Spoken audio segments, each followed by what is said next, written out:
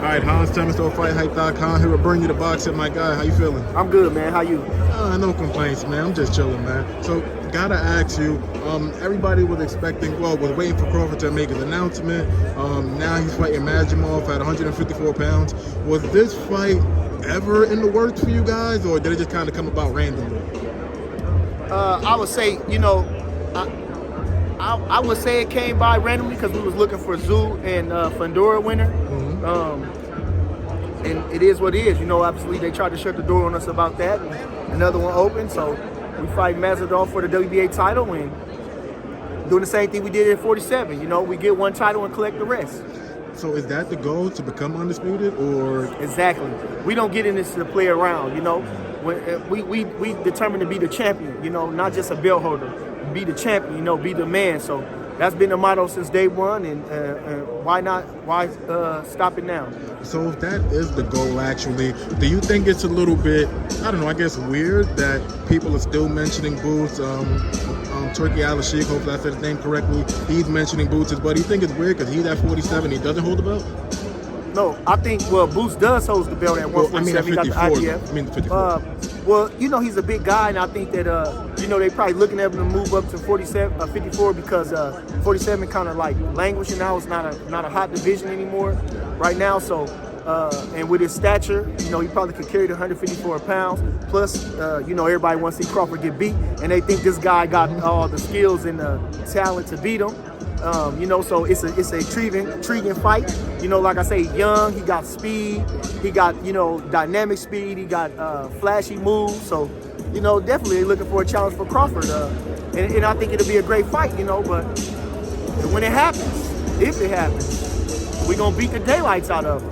Nobody beats Crawford. But it's an intriguing fight. And that's what people want. What they want, you got to give the people what they want. That's what they want. Pay us. When you look at a guy like Boots, I mean, I know Terence a little bit, and he's so competitive, man. Yeah. Do you think that the fact that they just keep pushing Boots, they keep poking Crawford, is Crawford kind of just like, I didn't really want to fight him before, but now I'm gonna make a point? Well, I don't, like I say, Bud don't care about who he fight. It's just about making sense right now. At this point in his career, it's about what's making sense.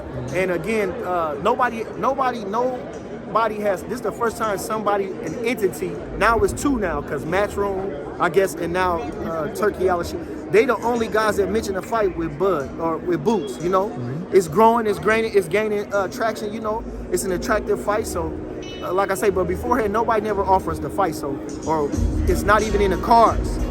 Like I say, I figure like if Boots really want this, everybody wants to see the fight because the people want to see the fight. They're looking at this side and this side, so they want to bring the fights. But I don't believe that Boots was ever looking for the fight. If Boots was looking for the fight, he would have been selfish and, like I say, jumped in the way or had whoever his team is get in the way so he fought Spence. And hopefully, if he fought Spence, then he would have had the championship, or he would have made them strip Spence of the championship, and that way Undisputed had to go through him, no matter how they slice it. But, it is a business, and you got people assuring you different things, and you might have, I don't know.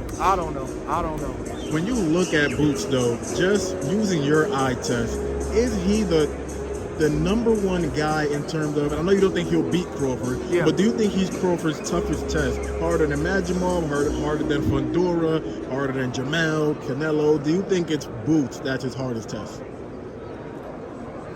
Like I say, you never know. They always say somebody is his hardest test until they get in there. Like you say, from looking at him, I think, like I say, man, we gonna walk him down, man. We gonna beat the stew out of Boots, man. And I like Boots too, though. I'm not saying, and I want to say this. Sometimes, like when anybody that's up against Crawford, I'ma have feel some type of way about it, right? I'ma believe that Crawford can beat you. You understand? And this and that. Not saying that, like I say, this guy good. We fighting a killer in Mazadov, and all these guys are good. But when you face with Crawford, like I say, he is a human being, but he's ultra. You understand? So I don't believe nobody can beat Crawford. And I think that the problems that Boots showed in the Karen fight, I think that he just still needs some time to grow. He need to get us. He might have had 30 fights, but were they the right fights to get him in position to have him ready for everything that's coming his way. And obviously he never fought a boxer like Karen. That's why he was out of character in that fight. You know, then they put him in there somebody with Vila who could stand there and take a punch and you know, he could shine. So I don't think he's well-rounded enough to beat Crawford at this point. That's just the only thing. I don't think he's seasoned enough to beat Crawford at this point. Gotcha. Just my last question for you. This past weekend, we've seen a ridiculous, I'm not going to say ridiculous, but a great upset with Ryan Garcia beating Devin Haney. It was an upset, yeah. So Ryan did mention before that, Terence Crawford, let's run it. Is that so? But just from a, I mean, you guys, I mean, Terence obviously wants the biggest financials that he can get. So wouldn't a fight with Ryan Garcia make the most sense, or something that he would push for, or you don't really think so? See, now, I don't know about when they say the money is going to make money. I know Ryan got a good following, but I don't know about if it translates into money. I don't know how that necessarily translates into money. I know he's an attraction, but again, Bud Crawford ain't for no sideshows, you know?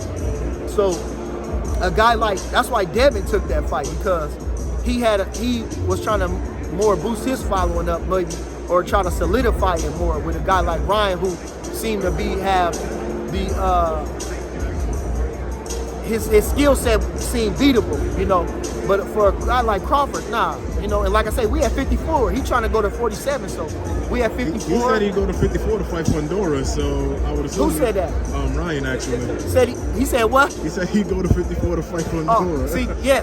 Now look, see, when you win, you can say any and everything, just make it outlandish, and that's what he's doing, you know, just saying outlandish things. So, no, you know, Devin Haney was a good fighter, and I think he better stay where he at. I don't think he has a chance with Fundora.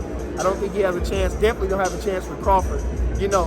And man, come on, Ryan, nah. But he talking good. Like I said, a lot of folks counted him out. So now he getting the last laugh on that end. You know, I guess the formula can work. Let's just see. Gotcha. Thank you, brother. I appreciate you, man. Thank you. Appreciate